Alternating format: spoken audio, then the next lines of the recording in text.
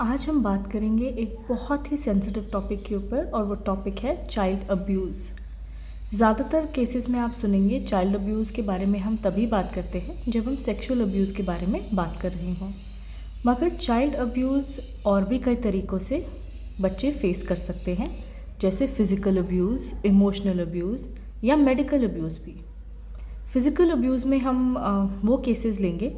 जिन cases में बच्चों की फ़िज़िकल या शारीरिक तौर पर बहुत मार पिटाई की गई हो और उन पर बहुत गहरा असर या प्रभाव पड़ा हो। इमोशनल अब्यूज़ वो अब्यूज़ है जो उनके क्लोज़ पीपल, जैसे उनकी फैमिली, उनके पेरेंट्स, ज़्यादातर उनसे बड़े लोग हक जताते हैं या ऐसी चीज़ें कहते हैं जो उन्हें एक इमोशनल लेवल पे हर्ट कर सकती है। अलावा इसके मेडिकल अब्यूज़ भी एक ऐसी चीज़ है जो काफ़ी देखने में आती है, और मेडिकल अब्यूज़ में हम वो केसेस लेते हैं जिनमें बच्चे को सही तरीके की मेडिकल गाइडेंस नहीं मिल पाती है या बच्चों के सिम्टम्स को सही तरीके से मेडिकल फ्रेटर्निटी के सामने उजागर नहीं किया जाता है। सेक्सुअल अब्यूज़ वो अब्यूज़ है जो बच्चे को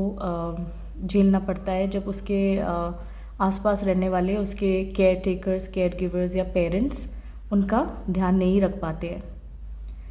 अब्यूज़ के केसेस में बच्चे कोशिश करते हैं ज़्यादातर कि इंडिकेट करें या अपने से बड़ों को बताएं कि उनके साथ अब्यूज़ हो रहा है या कुछ गलत हो रहा है, लेकिन अक्सर वही बड़े लोग जो केयर टेकर्स होते हैं या पेरेंट्स के रोल में होते हैं, केयर गिवर्स के रोल में होते हैं, उन बच्चों को नहीं समझ पाते हैं या सोचते हैं कि ये उतनी कोई ज़रूरी बात नहीं है या कोई बड़ी बात नहीं है। तो वो बजाय इसके कि बच्चों की स्थिति को समझे और उन्हें एक कुशन दे, वो बच्चों को चुप कर देते हैं। उन्हें ऐसा कुछ कहते हैं जो कि ये समझाए बच्चों को कि वो गलत कह रहे हैं या वो बच्चे खुद झूठे हैं, खुद को झूठा महसूस करते हैं वो बच्चे, या ये समझने लगते हैं कि उन्हीं की गलती है, जैसा फ़िज़िकल अब्यूज़ में हम देख सकते हैं। पेरेंट्स या केयर गिवर्स या टीचर्स भी कई बारी बच्चों को इस तरीके से मारते हैं जितना उचित नहीं है, और बजाय इसके कि बच्चा ये समझ पाए कि उसने कोई गलती की इसलिए उसे वो मार पड़ी है, बच्चे सहमना सीख जाते हैं, डरना सीख जाते हैं। तो ये कोई सही अप्रोच नहीं है बच्चों के लिए।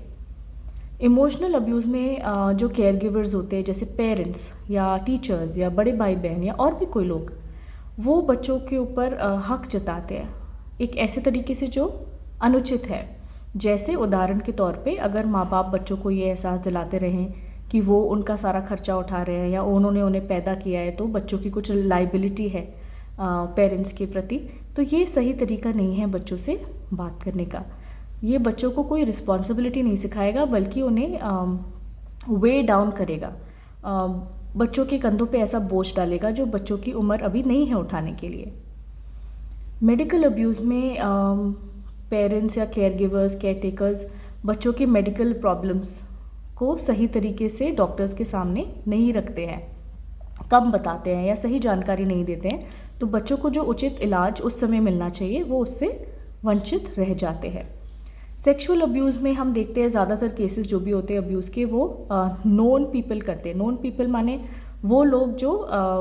आसानी से बच्चों तक पहुंच सकते हैं, जैसे कि कोई अंकल, कोई आंटी, कोई रिश्तेदार, कोई भैया, कोई दीदी, ऐसे लोग जिनका घर में वैसे आमतौर पर आना जाना है ही, और क्योंकि वो विश्वास के पात्र हैं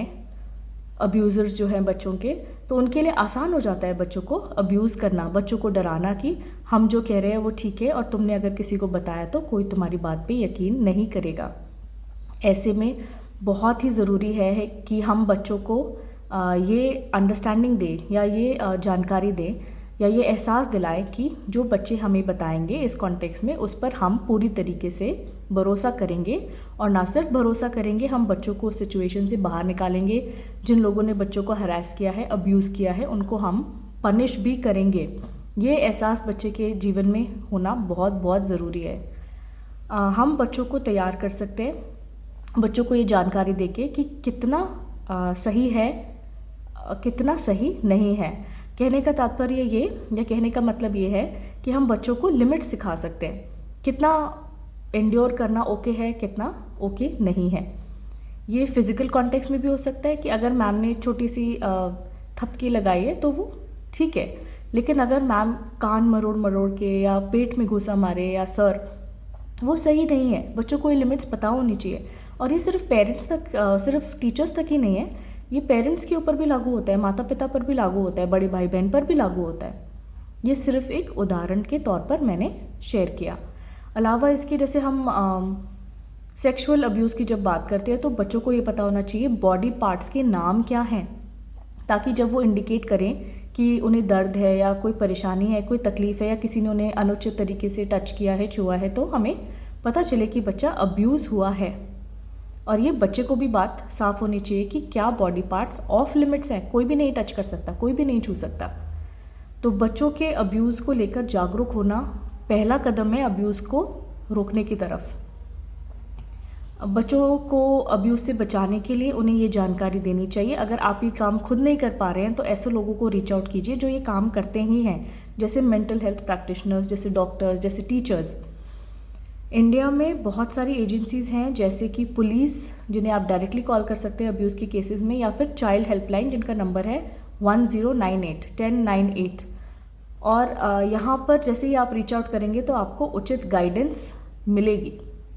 ये टॉपिक बहुत ही सीरियस है, बहुत ही सेंसिटिव है, और